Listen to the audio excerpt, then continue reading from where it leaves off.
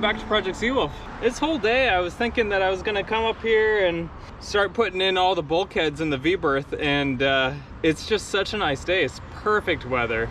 It's been dry for the past 2 days, 60 degrees, which is perfect for epoxy work. So I've already gone ahead and opened up some of the bubbles in the repair area, so in the foredeck. So I guess I didn't hit this this seam very well, and there's quite a big bubble in here, so I opened that up and I'm gonna spread some new fiberglass in there. And then I also didn't like how this seam was looking, so I cut it back a little bit, and I'm gonna put some fiberglass along here, and then after that's all set, then we can go over it again with another coat of gel coat, because you know, the rest of it could probably use another layer anyway. Now, because it's fall and winter is fast approaching and it's super wet in the winter here, I'm thinking about taking this up, opening up where the mast was here, and seeing if we can fill any holes or prevent any leaks in the future by working on these areas. And then also this water fill here leaks, even though I've duct taped over it, it still leaks. I'm wondering if it's the tow rail actually. It's not that bad of a leak. Priority areas before winter are gonna be this, the track, the wire box, the mast step, and the foredeck. So this is where the mast was step. There were some bolts that were frozen, corroded, that neither I or the service crew could get off. So there's one here, so I'll probably have to use my little hole drill to get that out. And then there's also these wires that I've cut. I don't really know where they go, and I can't pull them out. Even the crane wasn't able to like pull them out. We had to cut them. So yeah, there's that. And then I kind of saran wrapped this box because there was so much water coming into the boat. I had to do something, and it did help. I'm probably going to restore this and put it back on after I'm done resealing it, because of course the new mast is gonna have wires, and the wires are gonna need a place to go. But this leaked like crazy, so I can see they used some butyl tape at some point, which is now just powder, to try and prevent it from decaying anymore, but that hasn't worked. So you know what, I'll just bring this home, make this nice. Looks like the latch fell off, so that's another thing that I can fix on it. Yep, and there's a hole straight down into the V-berth. Perfect. That'll be great for the wiring. It's just need to figure out how to get this off without breaking it. And then this track system, the bolts leak like crazy. All of this is going to come up. I'm going to just repair the holes and then re-drill them and reseal them. But for now, for the winter, I'm just going to fill them after I've seen if it's done any core damage. I'm not sure if there's coring here in this part of the deck, but we're about to find out.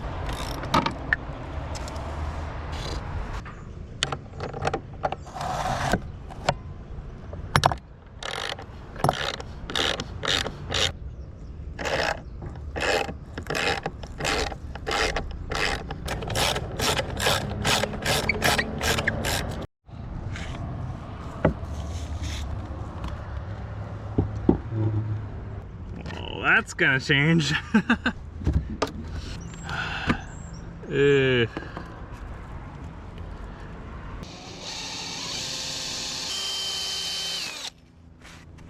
Sweet.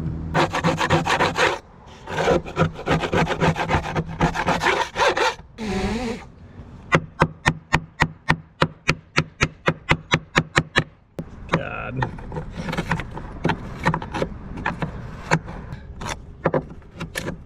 Yeah.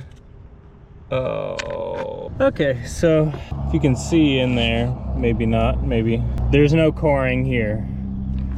There's no coring here, but there is coring here. And the coring here is really bad. It's really rot. So I tapped it out. Seems like it ends right here. So I bet it's bad under the rail too. But I'm just gonna cut this square out, take a look at the coring in here.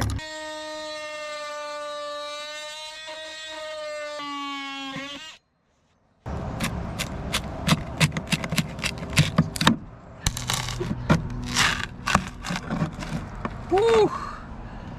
Okay. I think my intuition paid off pretty well. Wow. Yeah, easy peasy. So, oh man, yeah, it's still wet.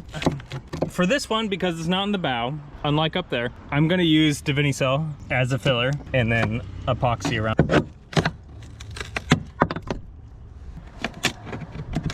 I hate that it's not symmetrical, but what can you do, honestly?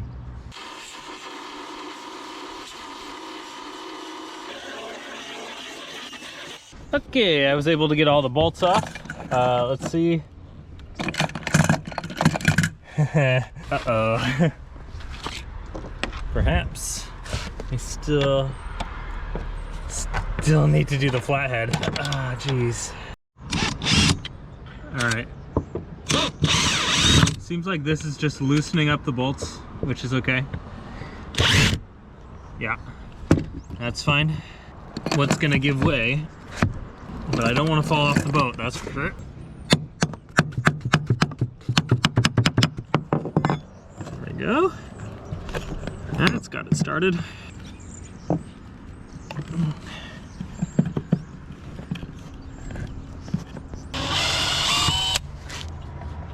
Okay. So all these have like a lot of sealant on them, which is, you know, that's good.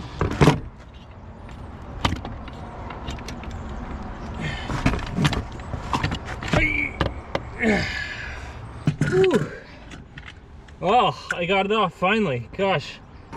And I didn't ruin the wood underneath. I think for these holes, I'm just gonna put some wood filler in here, and then I'll re-drill them come spring and summer when I'm rebuilding a lot of the boat.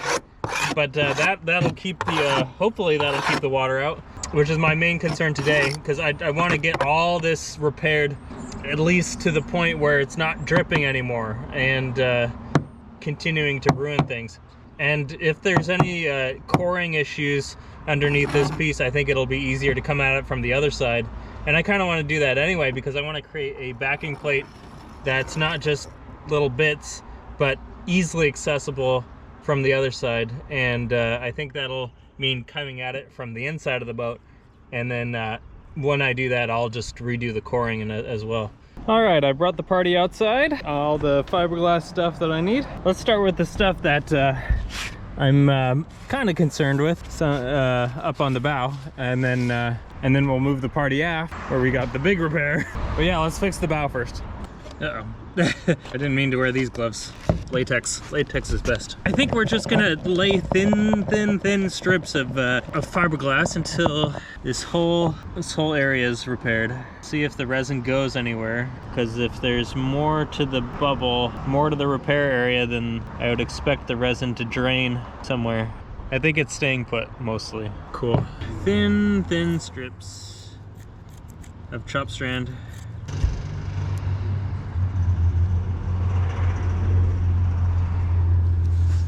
Until it's level with the rest of the deck, I think.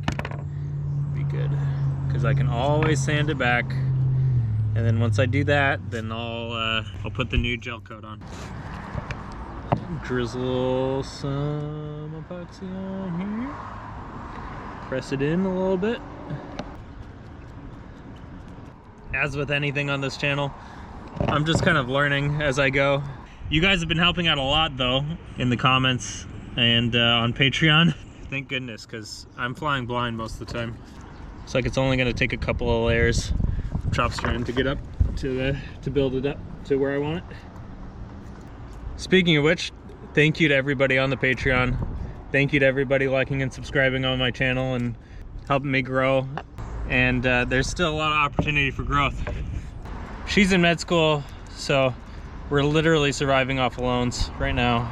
And boat ownership and boat work is expensive, to say the least. And you know, living the dream, doing YouTube is something I would love to be doing more. I'm a stay-at-home dad taking care of the 2 newborns, and yeah, I quit my job to be with them full-time because my wife is in med school. I wouldn't ask her to stop doing that.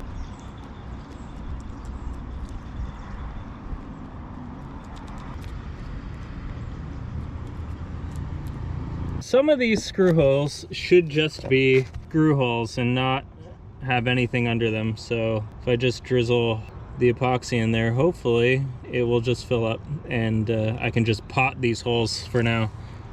And I'll probably have to re-drill them when I put the mast step back on. But for now, it'll keep the rain out for sure. I would love it if it would just fill up, because I don't have to worry about it anymore. The mast is not going to have any wires that go directly under it. It's like honey. Cool.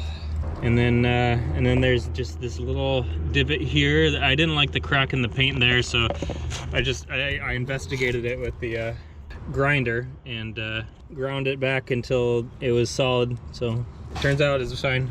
It might be too much. Might be too much fiberglass. Put some on this big hole.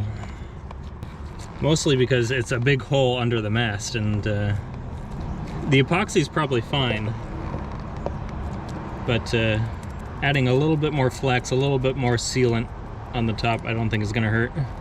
Fantastic. I'm gonna be here long enough so that like the epoxy is gonna be mostly like solid by the time I leave, so if any of these holes burp, then I'll know. All right, I've got the Divinycell here. Can't tell if my craftsmanship is getting worse or I'm just realizing what is important and what's not. There we go. It's like cutting a cake, kind of. It's a really hard cake. And then I'm gonna try to fill all these little tiny gaps. Keep in mind, this is like way stronger than it was before. And the balsa comes in flexible panels anyway, so I'm not too worried about it being not a completely solid piece. I'm trying to get all this done before it rains like crazy for weeks on end, which starts next week. It's getting done. Okay, the other side is taped off now. Now we're gonna be laying the fiberglass and dumping some epoxy on here. There is like a kind of a space underneath, like there's like 2 layers of coring. I can't get to the other one from here, so the epoxy might drain into that, which, you know, I hope it fills up. Yeah, and all this extra epoxy is going to just be soaked up by the chop strand. Go forth and fill all the voids. I'm not looking for a job at Halberg Grassy factory. Just keep spreading it around until it stops bubbling up and the voids in unseen places are filled. My money is on that it's not actually going to be that big of a void in there. Rick Moore is back, that musician that I've been hanging out with, and I'm gonna help him bring his head sail down today. I guess it's kind of easier if you've got an extra hand doing it. You know, with so many big channels quitting sailing, I think this channel has a pretty good shot once we're out on the water. Again, I'm not too worried about this repair. It's gonna be covered by a big wood box. And I'm gonna have to sand it flat after this anyway, so it's probably gonna be knocked back quite a bit. Just wanna be out on the water again. Exploring, adventuring, doing marine science.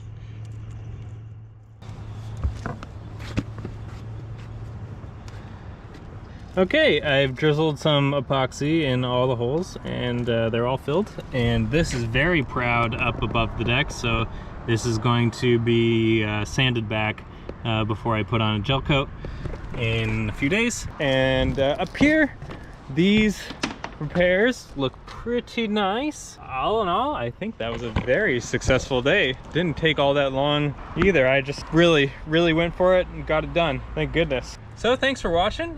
Next time we're gonna be doing more repairs. Oh, next time I'm hoping we're gonna put some through holes on the drains for the anchor locker, and we're gonna be building out some bulkheads for the inside of the boat.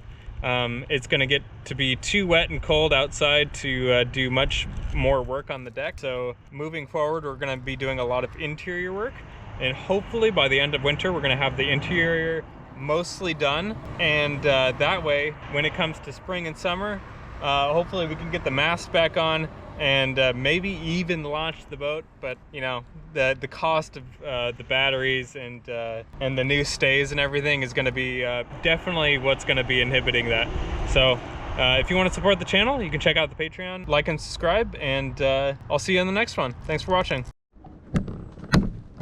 Yeah, no, it's just kind of fitting this into the episode, but we're gonna use some stripper on the metal elements that will be part of the next bowsprit, hopefully, if they look good underneath the paint. And also, I've had a few comments and concerns about the rudder, especially the post where it connects to the rudder, and this crevice corrosion in here. I'm gonna have to be really careful with this area because this is a really critical area on the rudder, and an area that if this breaks, then I lose the rudder, basically. So really need to be careful with this. I'm gonna have to grind this back and see how bad the corrosion is and build it up with some stainless welding. Just another thing I'm gonna have to do with the rudder. But all in all, there's not much left to do on the rudder. Just make sure the post is okay and get the gudgeon, the cup that holds the bottom to the boat.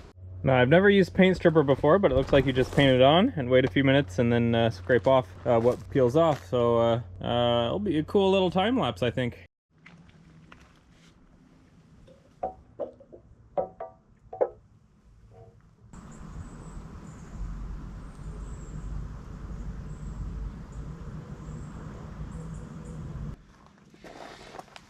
Well, I don't think I'd recommend using this particular 2-minute stripper for marine paint because it barely did anything. I would have been better off just brushing it with a wire brush or using a drill brush. Used it based on a friend's recommendation, and I did not find the same success with it. I might still try to use it for, actually, it seemed to break off the aluminum. Oh yeah, it dissolved the sealant that held the aluminum to the stainless. So actually, it did come in handy in some way. Yeah, this is all part of the bowsprit, I guess. Oh, I guess if you got some stubborn sealant on some metal, maybe you can try that. But for the paint, didn't seem to do much. Oh, wow. Well, I was hoping I was gonna have some clean pieces of metal by the end of the night, but that is not the case. I'm gonna have to use something a little bit more kinetic for these, especially these big pieces. Yeah, the paint did not want to come off with the stripper, so that's too bad. But I'll get them clean one way or another, and we'll put it on the new bowsprit.